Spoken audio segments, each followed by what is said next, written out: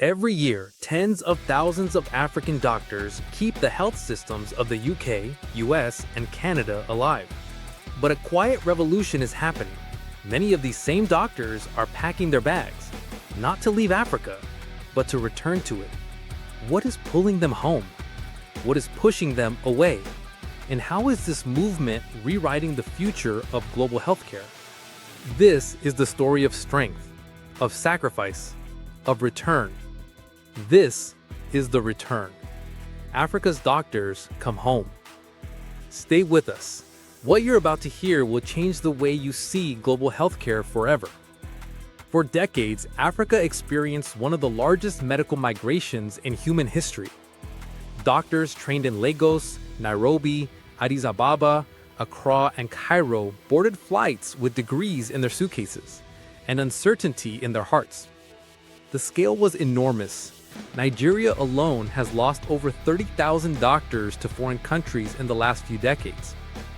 Ghana's Medical Association estimates that more than 50% of doctors trained in the 1990s and early 2000s currently practice abroad.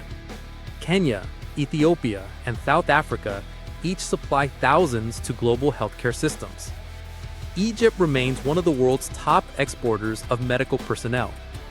To many outside the continent, these numbers feel abstract, but they represent families, sacrifices, decisions made under pressure, and dreams pushed across borders. During this period, wealthy nations faced aging populations, fewer medical graduates entering residency programs, and growing healthcare demands. Africa became a major source of talent, a quietly essential part of the world's medical survival strategy. And yet, behind every number was a story, a struggle, a choice. To understand the return, we must understand the departure.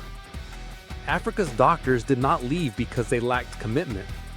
They left because the systems around them cracked under the weight of limited resources.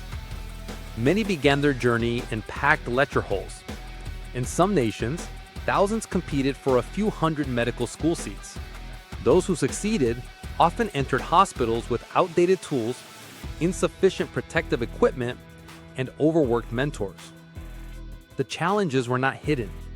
A shortage of residency placements, limited access to subspecialty training in areas like neurosurgery, oncology, and critical care, irregular pay and low salaries, infrastructure failures, including unpredictable power, water shortages, and equipment breakdowns, political instability and economic uncertainty in some regions.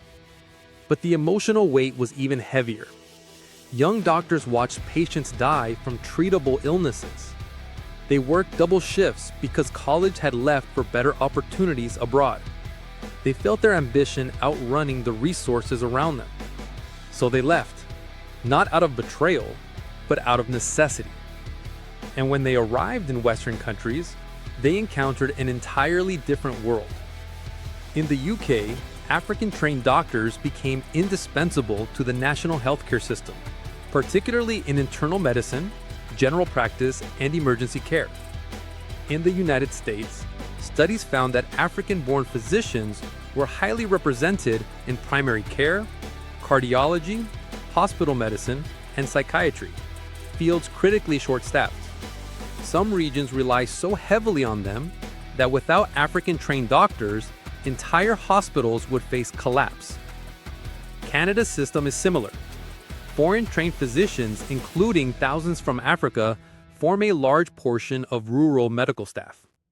In provinces like Nova Scotia and Saskatchewan, they are the backbone of care delivery. These doctors endured new exams, rigorous training, and cultural adjustments. But they excelled, often ranking among the highest performing groups of international medical graduates.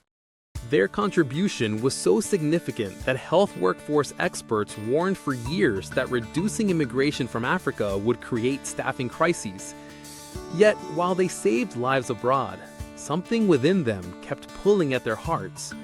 A whisper, a memory, a longing. Change was coming. Around the mid-2010s, a silent shift began across the continent. Africa's population was young, ambitious, and increasingly connected. New governments and private organizations started investing in health technology, hospital modernization, and training programs. Specialist centers emerged where once there were none. Cardiology units, dialysis centers, advanced surgical theaters, cancer treatment institutes. Innovations took shape from Dakar to Addis Ababa. Private hospitals launched with equipment matching international standards. Telemedicine companies built bridges between rural communities and specialists. Partnerships with global universities brought research opportunities once unimaginable. For the first time in decades, African doctors abroad looked homeward and saw not decay, but possibility. The question shifted. Not why should I return, but what might be possible if I do. Statistics explain migration, but emotion explains return. Many doctors abroad found that no matter how successful they became, something remained incomplete.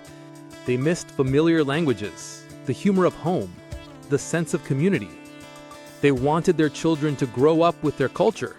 They wanted their parents to see their achievements in person, not through video calls. For others, it was purpose. They realized they could spend a lifetime abroad, working in well-equipped hospitals, earning good salaries, yet never feel the weight of their impact. But returning home meant something different. Transforming systems, saving communities, influencing medical education, inspiring future doctors. A surgeon in the West might be one among thousands. A surgeon in Africa might be the first to introduce a life-changing procedure in an entire region. Returning was no longer seen as a step backward. It was a step into leadership. Across the continent, returning doctors began building the future. Some established diagnostic centers where waiting weeks for test results once cost lives. Others created specialist clinics so patients no longer needed to travel abroad, saving families the crushing cost of foreign care. A continental medical renaissance began, one returnee at a time. And slowly, a new narrative retook. Africa was no longer simply losing its doctors. Africa was beginning to reclaim them. Returning, however, is not a fairy tale. Doctors still face challenges. Bureaucratic delays in licensing. Infrastructure still developing. Limited access to some research resources. Salary gaps compared to developed nations. Occasional frustrations with governance and policy. Systems that change slower than the people within them. Yet they stay. Not because the challenges disappear, but because the meaning outweighs the frustration. They stay because the work matters. Because they can see the change they create. Because home is more than a place. It is purpose. And because they know that if they do not build the continent's healthcare future, no one else will. For decades, the world described Africa's migration of doctors as brain drain. But today, that definition is dissolving.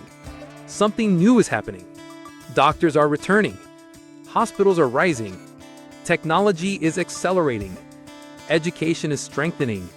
Hope is re-emerging. This is not a story of loss. It is a story of circulation, transformation, and resurgence. The return of Africa's doctors is more than a trend.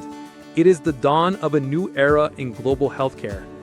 And the continent they are coming back to is not the one they left. This time, they are returning to build.